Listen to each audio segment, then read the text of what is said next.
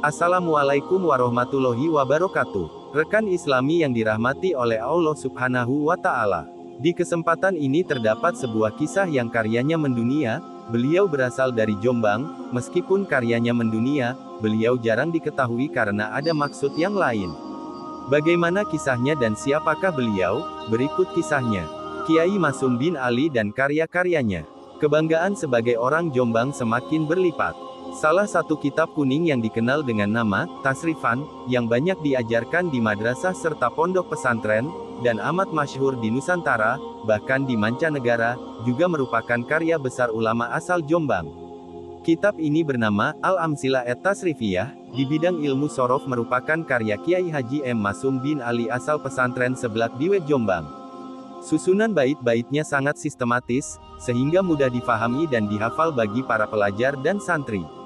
Hampir di seluruh lembaga pendidikan madrasah yang ada di Indonesia bahkan beberapa negara Islam, kitab ini menjadi salah satu bidang studi yang tetap dikaji. Saking masyhurnya, kitab ini mempunyai julukan, Tasrifan Jombang. Keagungan kitab ini tak hanya terletak pada ilmu sorof. Bila diteliti, ternyata sistematikanya memuat makna filosofi yang sangat tinggi. Kitab ini bukan saja mempunyai sistematika penulisan yang unik, akan tetapi memiliki filosofi pengajaran perilaku kehidupan. Salah satu contoh bisa dilihat, pada fiil sulasi mujarad misalnya, dalam 6 kalimat yang disebut ternyata mengandung filosofi kehidupan. Sistematika penulisan yang unik, dan memiliki filosofi bahwa, pada awalnya sang santri yang menuntut ilmu ditolong oleh orang tuanya, Nasoro, sesampainya di pondok pesantren ia dipukul dan dididik, Deloroba. Kemudian setelah tersakiti dari dipukul, maka hatinya akan terbuka Fatahah. Seterusnya barulah ia akan menjadi orang yang mengetahui pintar, alimah, dan seterusnya menuntut ia agar berbuat baik, Hasuna. Maka ia berharap masuk surga di sisi Allah Subhanahu wa Ta'ala, Hasiba. Dan terdapat juga dari sistematis susunan ke-6 kalimat di atas dirangkumi menjadi sebuah nadom yaitu Fatu Domin, Fatu Kasrin, Fatatani. Kasru Fatin, Domu Domin, Kasrotani. Kitab Al-Amsilah at-Tasrifiyah terdiri dari 60 halaman. Untuk mendapatkannya tidak akan kesulitan karena di hampir semua toko kitab apalagi di lingkungan pesantren banyak dijual. Hal ini ditambah sejumlah penerbit telah menggandakannya. Pribadi Haus Ilmu. Pengarang kitab ilmu saraf, Al-Amsilah at-Tasrifiyah adalah Kiai Haji Maksum Ali Seblak Jombang, yang merupakan menantu dari pendiri NU, Hadratus Syekh Kiai Haji Hashim Asy'ari yang juga pendiri pesantren Tebu Ireng Jombang. Nama lengkap Kiai Haji Masum adalah Muhammad Masum bin Ali bin Abdul Jabbar Al-Maskumambani. Beliau lahir di Maskumambang, Gresik, tepatnya di sebuah pondok yang didirikan sang kakek. Setelah belajar kepada sang ayah, Masum muda pergi menuntut ilmu di pesantren Tebu Ireng. Ia termasuk salah satu santri generasi awal Hadratus Syekh. Pada masa itu, selain dituntut untuk belajar, para santri juga diharuskan ikut berjuang melawan penjajah. Kedatangannya ke Tebu Ireng disusul oleh adik kandungnya, Atlan Ali kelak atas inisiatif Hadratus Syekh, Kiai Atlan mendirikan Pondok Putri Wali Songo Cukir. Bertahun-tahun lamanya pemuda Masum mengabdi di Tebu Ireng. Kemampuannya dalam segala bidang ilmu, terutama bidang falak, hisab, sorof, dan nahwu, membuat Mbah Hashim tertarik untuk menikahkan dengan putrinya, Khairiyah. Seblak sendiri adalah sebuah dusun yang terletak sekitar 300 meter sebelah barat Tebu Ireng. Penduduk Seblak kala itu masih banyak yang melakukan kemungkaran, seperti halnya warga Tebu Ireng sebelum kedatangan Hadratus Syekh. Melihat kondisi ini, Kiai Masum merasa terpanggil untuk menyadarkan masyarakat setempat dan mengenalkan Islam secara perlahan. Jerih payahnya diridai Allah Subhanahu wa Ta'ala, pada tahun 1913, ketika usianya baru 26 tahun, beliau mendirikan sebuah rumah sederhana yang terbuat dari bambu. Seiring berjalannya waktu, di sekitar rumah tersebut kemudian didirikan pondok dan masjid, yang berkembang cukup pesat. Meski sudah berhasil mendirikan pondok, Kiai Masum tetap istiqomah mengajar di Madrasah Salafiyah Syafi'iyah Tebu Ireng, membantu Hadratus Syekh mendidik santri. Pada tahun berikutnya, beliau diangkat menjadi mufatis pengawas di madrasah tersebut. Kiai produktif dan tak tergantikan. Meskipun tidak sebanyak Hadratus Syekh, akan tetapi hampir semua kitab karangannya sangat monumental. Bahkan, tidak sedikit orang yang lebih mengenal kitab karangannya dibanding dirinya sendiri. Setidaknya ada 4 kitab karya beliau. Pertama adalah Al-Amsilah et-Tasrifiyah. Kitab ini menerangkan ilmu saraf. Susunannya sistematis, sehingga mudah difaham dan dihafal. Lembaga-lembaga pendidikan Islam, baik di Indonesia atau di luar negeri, banyak yang menjadikan kitab ini sebagai rujukan.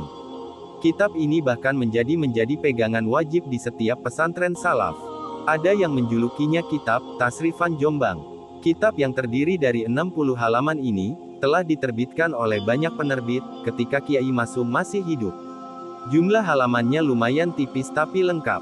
Kitab ini juga tidak sulit ditemukan di pasaran. Ad-Durus Al-Falakiyah adalah karya beliau yang lain. Meskipun banyak orang yang beranggapan bahwa ilmu falak rumit, tetapi bagi yang mempelajari kitab ini akan berkesan mudah karena disusun secara sistematis dan konseptual. Di dalamnya termuat ilmu hitung, logaritma, almanak Masehi dan Hijriyah, posisi matahari, dan sebagainya. Kitab keempat adalah Badiatul Mitsal.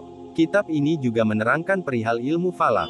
Beliau berpatokan bahwa yang menjadi pusat peredaran alam semesta bukanlah matahari sebagaimana teori yang datang kemudian, melainkan bumi. Sedangkan matahari, planet dan bintang yang jumlahnya demikian banyak, berjalan mengelilingi bumi. Sebagai kiai yang berilmu tinggi, Kiai Masum dikenal sebagai sosok yang akrab dengan kalangan bawah. Saking akrabnya, banyak di antara masyarakat yang tidak mengetahui kalau sebetulnya beliau ulama besar. Dalam pandangannya, semua orang lebih pintar bila dibandingkan dengannya. Kiai Masum pernah berguru kepada seorang nelayan di atas perahu, yakni selama dalam perjalanan haji. Beliau tidak merasa malu, meski orang lain menilainya aneh. Hasil dari perjalanannya itu sehingga mampu merampungkan kitab Badiah Al-Mitsal. Beliau juga dikenal sufi.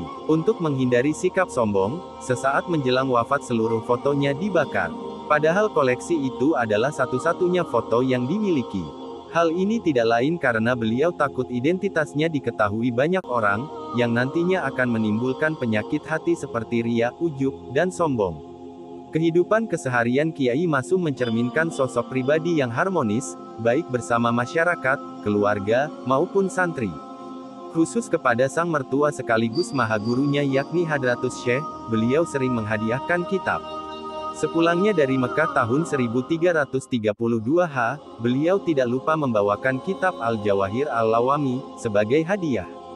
Bahkan kitab As-Sifa, yang pernah diberikannya, menjadi kitab referensi utama Hadratus Syekh ketika mengarang kitab. Almarhumah Nyai Khairiyah Hashim menceritakan bahwa suatu ketika Kiai Masum pernah berdebat dengan Hadratus Syekh tentang 2 persoalan.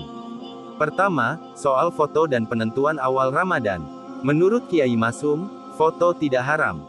Sedangkan Hadratus Syekh berpandangan sebaliknya. Persoalan kedua adalah permulaan bulan puasa. Kiai Masum telah menentukannya dengan hisab perhitungan astronomis, sedangkan Hadratus Syekh memilih dengan teori ru'yat observasi bulan sabit.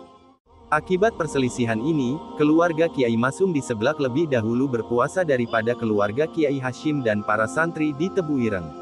Walaupun kedua ulama ini sering berbeda pendapat, namun hubungan tetap terjalin akrab.